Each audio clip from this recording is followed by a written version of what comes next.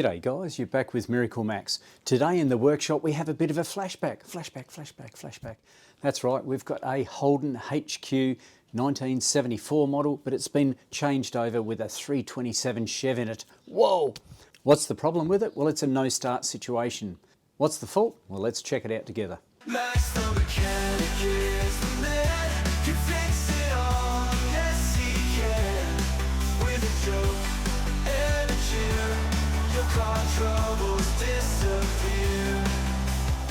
Now this guy just delivered the vehicle to the workshop on the back of a tilt tray. It's a no-start situation.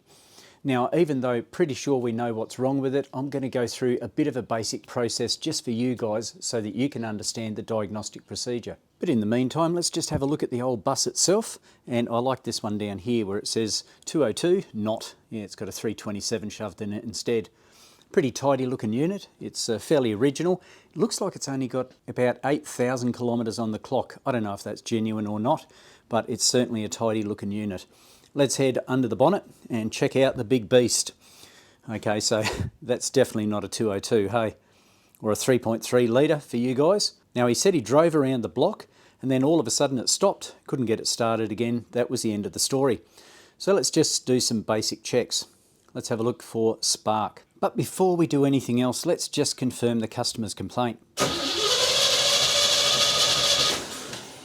Yep, that's definitely a no-start situation. So as I mentioned, we're going to start with spark. In this case, I'm using a spark tester. You can use different methods. You can use an old spark plug attached to it. You can pull the lead off and just hold it a bit away from the engine block.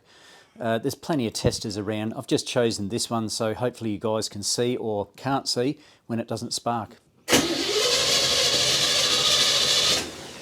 Okay, well clearly there was no spark there. Where do we go next? Well, we could try the coil system. This vehicle is fitted with a MSD or multiple spark discharge ignition system. Now, instead of firing once during an ignition event, this fires multiple times. Now, whether they're worth it, because they cut out after a certain amount of revs anyway for lower end styles. But in this case, how can we actually check it? Well, we can check and see if the coil firstly has power on one side or power on both sides to start with, and then we can see if it's pulsing. So let's hook up some bits and pieces and see what it does.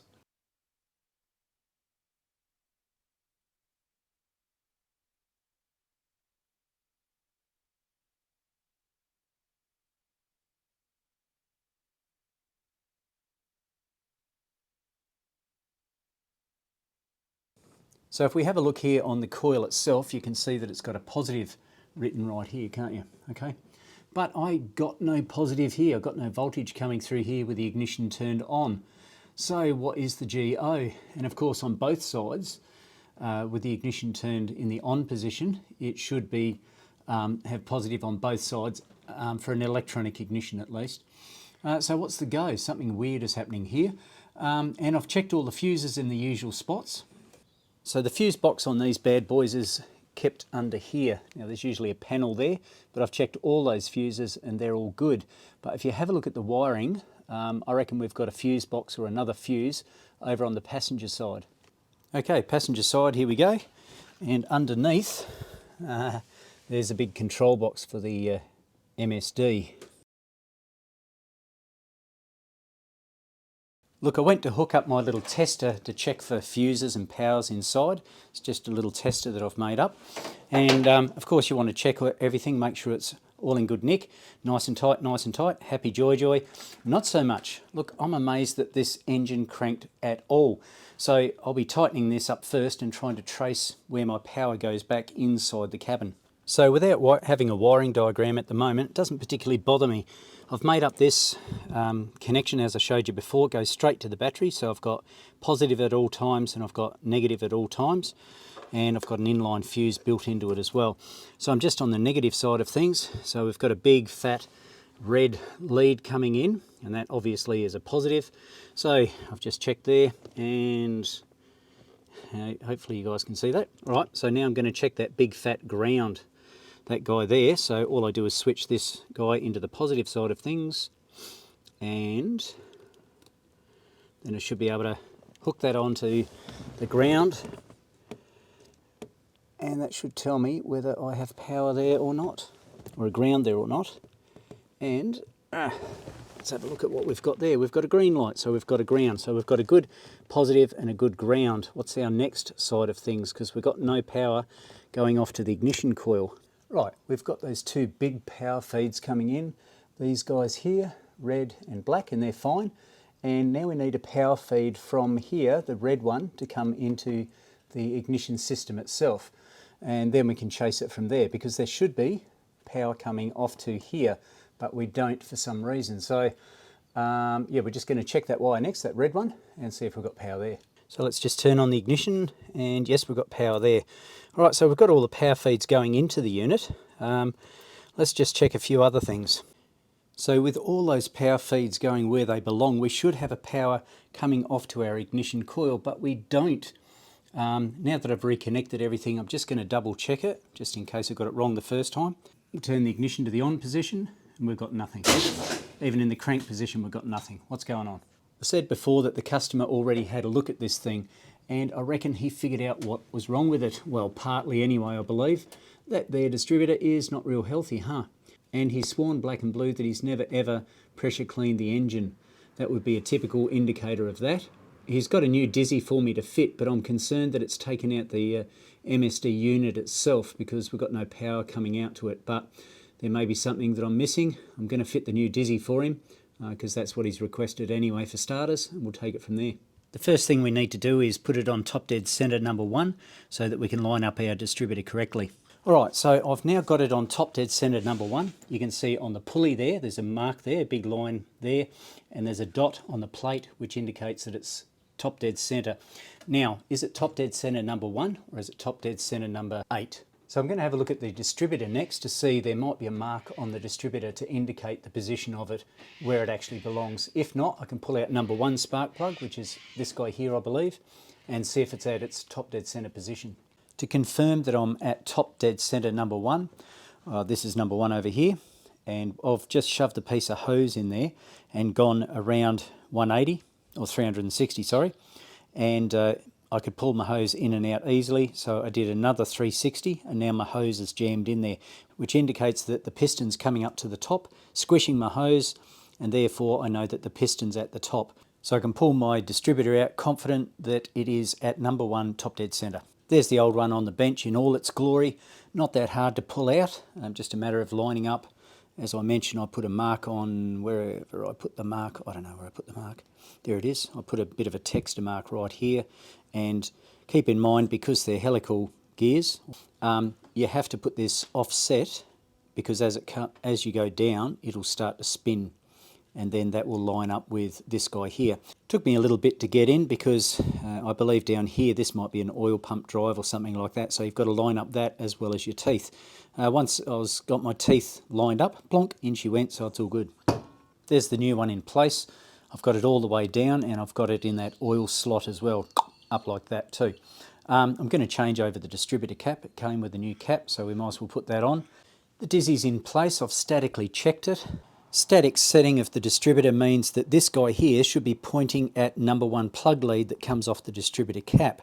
Now I've lined that up correctly. Remember, I put a white texture mark here, so I've rotated the thing around until this points at number 1. And of course, on my timing mark down the bottom, I've set it at about 6 degrees for now, just to see if I can start it, and we'll make adjustments after that. So there's my timing mark there. You can see the timing mark there, and there's my pulley. There's 0, and across here I've put an extra little tiny mark. That's around about 5 degrees for now. We'll use that as a starting point, see how we go.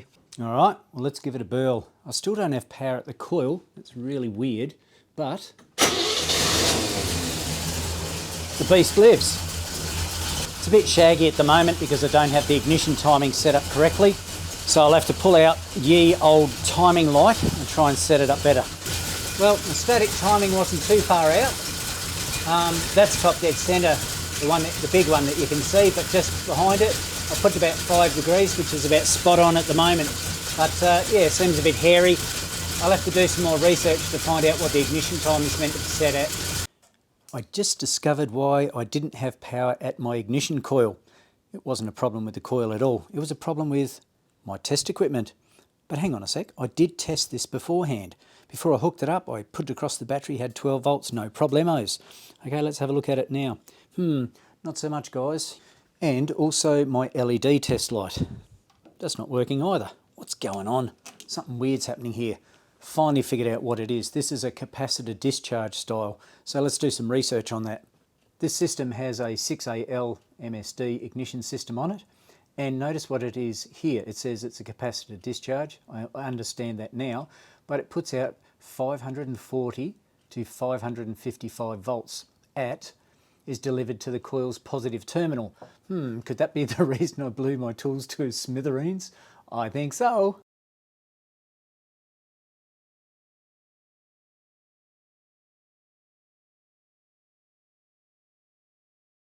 I might crank up the oscilloscope and see if we can get a measurement of it. Obviously there's voltage going into it. I just blew all my tools to smithereens. Even the multimeter didn't like it. I hooked it up and then it immediately shut down. But fortunately it's got a protection system in it, so turn it off, turn it back on again, as IT guys say. And it fires up again fine. But yeah, took out my LED, took out my globe. Globe's going to be easy. LED may require some soldering. Look, it doesn't matter how long you've been in the trade, you can always learn something new.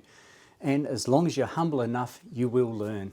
In my case, it took blowing up my precious LED test light as well as my incandescent one to learn a lesson. Okay, the extra research proved that the ignition coil has 540 volts at the positive side with the ignition turned on. Blew my mind. So to solve that problem, today I've been able to borrow a voltage differential probe. That guy there can handle the extra voltage that's put in through this coil. So let's hook it up to the oscilloscope and see what sort of voltages it's running. I've now got my differential probe hooked up, that little guy there, and there's my oscilloscope screen, etc. Now I've got the differential probe set up to 1 to 200, so this will be set for high voltage. In my particular case, I've got it set up to 1 kV or 1000 volts. Let's see what sort of voltage it pulls when we start it.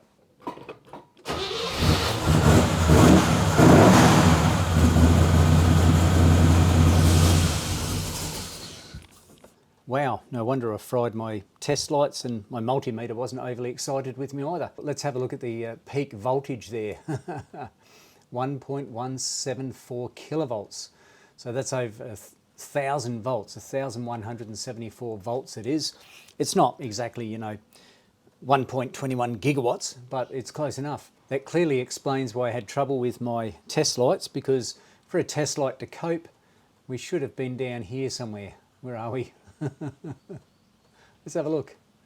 There's about 12 volts there, guys. Another interesting thing to see is our events, our ignition events, and how many strikes we actually have. We can see 3 clear strikes there, can't we? Keep in mind that this does disappear, I believe, at higher RPM. In a BA Falcon, they only go up to about 1500 RPM, but this is clearly higher because I did rev it higher. But we'll have a look shortly and see where it actually cuts out, and if indeed it does cut out.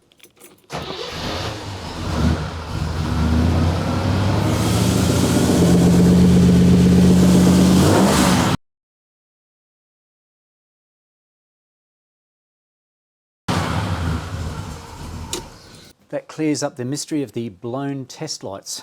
A learning lesson for me. It goes to show you don't know everything all the time. I'm back from a road test and I must admit I wasn't overly excited with the power, and it seems to hesitate and carry on, whether it's stale fuel or, you know, the list goes on and on. This guy doesn't use the vehicle very often, and who knows, it may be just a lack of maintenance. But as for the timing, the no start situation that I was requested to do, all fixed.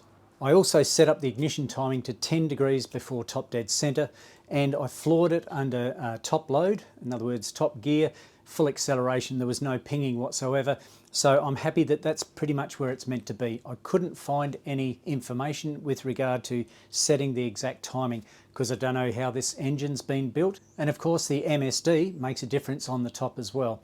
So 10 degrees I'm thinking is about the sweet spot. After going for an extensive road test, my job is now complete. I was asked to get the thing up and running. I think there's a whole list of things that need attention, including window regulator. The window's fallen off the regulator. The left-hand indicator is not cancelling. You know, other odds and sods that need doing. I also think that the carb is not set up right for the cut of the cam that's been put in there, and perhaps the ignition curve is not correct either. But for now, this beast is up and running and it's got power under the bonnet once again. If you feel powered up by this video, why don't you subscribe to the channel if you haven't already? Give it a like. Feel free to comment down below. Of course, don't forget about that notification bell. You don't want to miss any future videos. Catch up with us on Instagram as well as Facebook. See what's happening in the workshop as well as the electronics lab. In the meantime, zip around the channel. There might be some other videos that interest you. But for now, guys, this is MiracleMAX signing off. I will catch you later.